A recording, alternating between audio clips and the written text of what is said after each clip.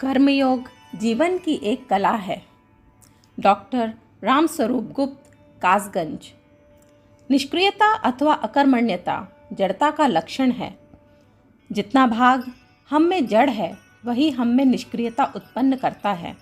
इसका अर्थ हुआ आत्मा में निष्क्रियता अथवा अकर्मण्यता का नाम भी नहीं है। जिस प्रकार सूर्य में प्रकाश के अतिरिक्त अंधकार को लेश मात्र भी स्थान नहीं, उसी प्रकार वरन उससे भी बढ़कर आत्मा में निष्क्रियता के लिए रंच मात्र भी स्थान नहीं।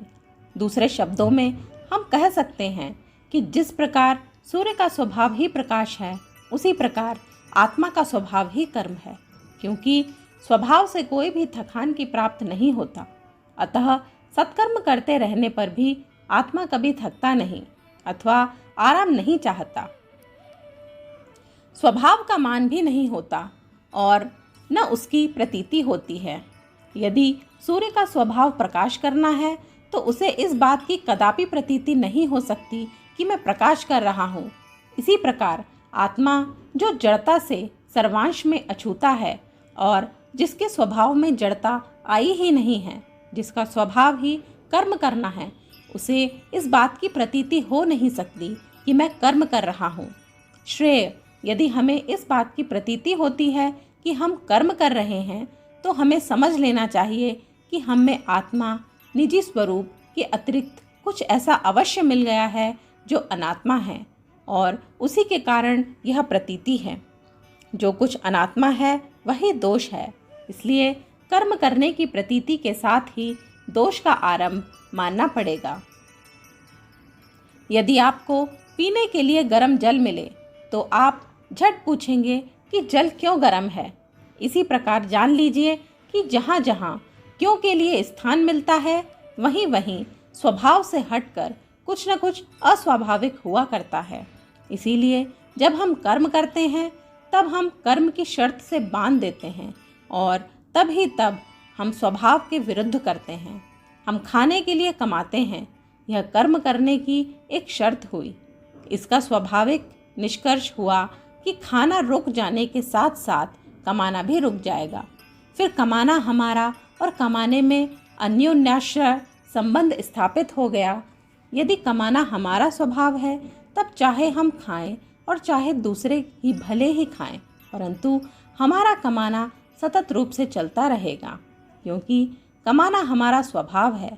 इस दशा में कमाते कमाते न तो कमाने की हमें कभी प्रतीति ही होगी और न कभी थकेंगे ही। ऐसा इसीलिए क्योंकि कमाना हमारा स्वभाव है। इसके प्रतिकूल यदि कमाते कमाते हम यह प्रतीत करने लगते हैं कि हम कमा रहे हैं तो समझ लीजिए दोष अकर्मण्यता यहीं से आरंभ हो गया, यहीं से थकना भी आरंभ हो गई। अर्थ यह हुआ कि हम में अहंकार के साथ साथ दोष घुस आता है और दोष के आते ही चिंता और थकान, निष्क्रियता आ जाती है। अब यह स्पष्ट हो गया कि निष्काम कर्म ही आत्मा का स्वभाव है और यही निर्दोष तथा निष्पाप है। अतः आपको किसी फल के लिए कर्म ना करना चाहिए। यदि आप किसी क्यों के उत्तर के लिए कर्म करते हैं तो यही सकाम कर्म हुआ, क्योंकि किसी क्यों का उत्तर ही किसी कर्म का फल जानने का सरल साधन है। अब यदि हम अहंकार रूपी दोष को निकालना चाहते हैं तो हमें चाहिए कि हम अपनी कर्म करने की प्रतीति को कर्म करने की क्रिया के साथ ही साथ निकालते जाएं। हमारी प्रतीति है कि हम कर्म कर रहे हैं, इसके निकालने का अर्थ हुआ इसके प्रतिकूल प्रतीति करना, अर्थात यह प्रतीति करना कि हम कर्म नहीं कर रहे हैं। जब हमारी यह प्रतीति कि हम कर्म नहीं कर रहे हैं जम जाएगी, तब स्वभावतः कर्म करते हुए हमें कर्म करने की प्रवृत्ति नहीं होगी। यही कर्मों का ईश्वरार्पण करना हुआ। और जब हमारे कर्म बिना प्रतीत के होने लग जाएंगे तो फिर हम में सतत कर्म करते हुए भी थकान नहीं आएगी, अर्थात श्रम नहीं होगा। और इस प्रकार हमारे सब कर्म बिना किसी प्रकार की थकान के और बिना प्रतीति के स्वाभाविक प्रकार से, न कि किसी फल के लिए वरन संपूर्ण जीवन प्रवाह के लिए उसी की ओर बहेंगे जिधर को सतत रूप से ज्ञानपूर्वक और अज्ञानपूर्वक भी सभी बहे जा रहे हैं और जिधर से सतचित और आनंद से परिपूर्ण समीर आ रही है। सत्कृतियों को ही कर्म संज्ञा में लेना उचित है, अर्थात जो सत्कर्म है उन्हीं को कर्म कहा जा सकता है, अन्य को नहीं। अब प्रश्न होता है कि कौन कौन से कर्मों को सत्कर्म और कौन कौन सी को असत्कर्म कहें। उत्तर हो सकता है कि जिनके करने में आत्म स्वीकृति हो वे सब सत्कर्म, शेष असत्कर्म। अब सोचना यह है कि आत्म स्वीकृति किस प्रकार जानी जाए। तब जिन जिन कर्मों के करने से आत्मा को संकोच हो अथवा झिझक हो वे सब अशुभ कर्म कहे जाएंगे, और जिनके करने में प्रफुल्ल चित्तता, आनंद और निर्भयता प्राप्त हो वे सब सत्कर्म जाना जाएगा, और यही आत्म स्वीकृति समझी जाएगी। संकोच का होना ही आत्म अस्वीकृति का सूचक है। भय और लज्जा संकोच का साथ देने में भिन्न भिन्न हैं। इस प्रकार हमने जाना कि आत्म स्वीकृति आत्म अनुकूलता में सन्निध है, और अनुकूलता साधारणतः स्वभाव के प्रति होती है। अतः स्वभाव सिद्ध कर्म ही स्वधर्माचरण शुभ तथा अशुभ कर्म कहे जाएंगे। ऐसे ही कर्म हमारा संबंध संपूर्ण जीवन से जोड़ देते हैं, और इन्हीं के करने से आत्मतृप्ति होती है। बच्चों को खेलने में बड़ा आनंद आता है। वे खेलों में इतने तन्मय हो जाते हैं कि खाना पीना, पढ़ना लिखना सब भूल जाते हैं।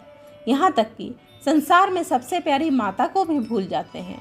हमारे हृदय में ईश्वर का निवास है, और ईश्वर सृष्टि कर्म अपनी लीला मात्र से किया करता है, अर्थात लीला प्रिय है। लीला कहते हैं खेल को, इसलिए हमें भी खेल प्रिय होना ही चाहिए। मानव मात्र को खेल से अतीव प्रियता है, क्योंकि खेल हमारे हृदयों की निधि है, और खेल में वह सब कुछ है जो आत्मवत प्रिय होने में आवश्यक है। खेल सर्वथा फलासक्ति से दूर और अभिमान से अछूता है, क्योंकि तन्मयता जितनी ठसाठस भरी होती है, अभिमान उतना ही उसमें कम समाता है।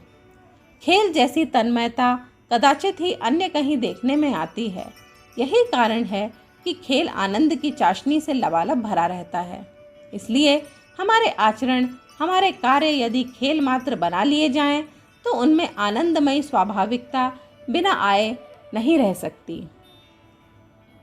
फलासक्ति वह दोष है जो कार्य शक्ति का बुरी तरह अपहरण करता है। यह दोष कार्य शक्ति को कार्य से हटाकर अपनी ओर ले आता है।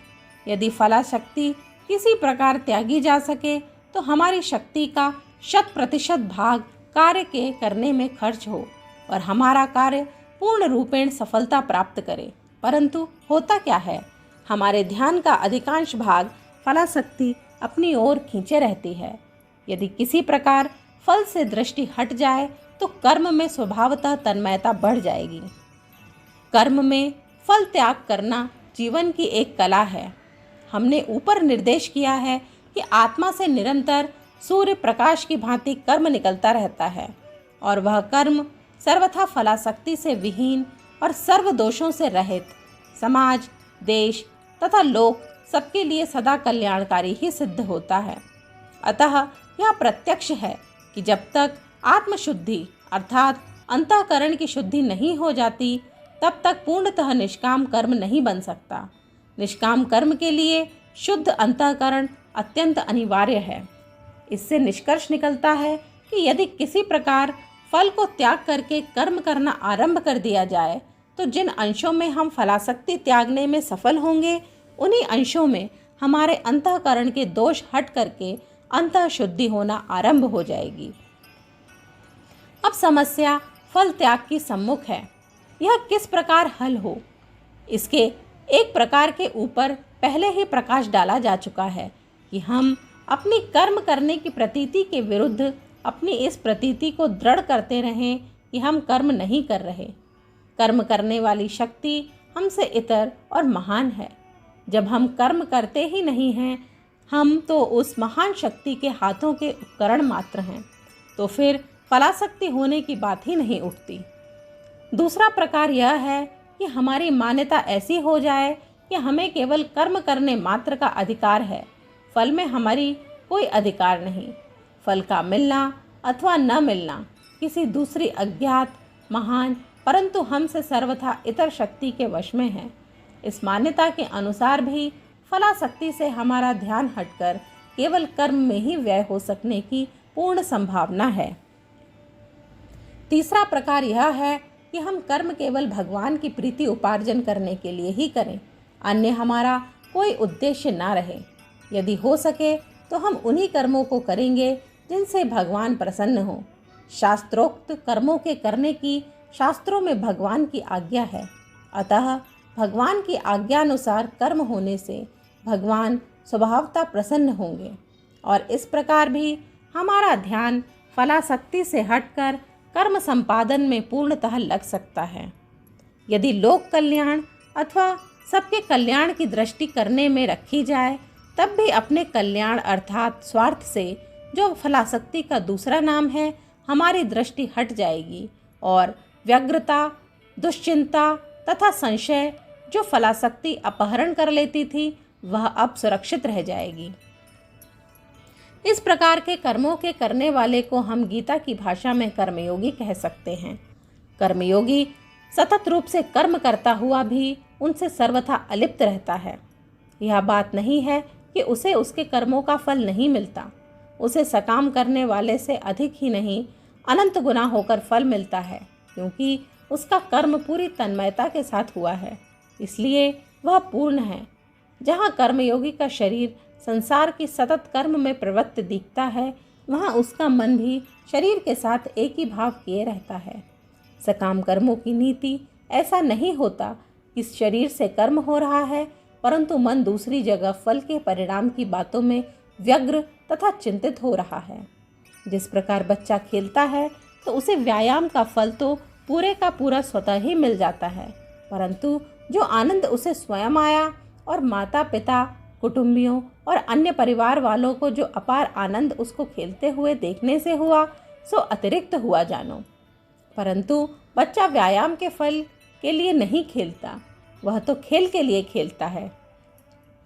इसी प्रकार कर्मयोगी कर्म समष्टि के कल्याण की दृष्टि से अथवा भगवान की प्रसन्नता संपादन के लिए करता है, परंतु सबके कल्याण में उसका कल्याण भी निहित होता है, इसलिए उसका निज का स्वार्थ भी सबके स्वार्थ के साथ ही साथ सिद्ध हो जाता है।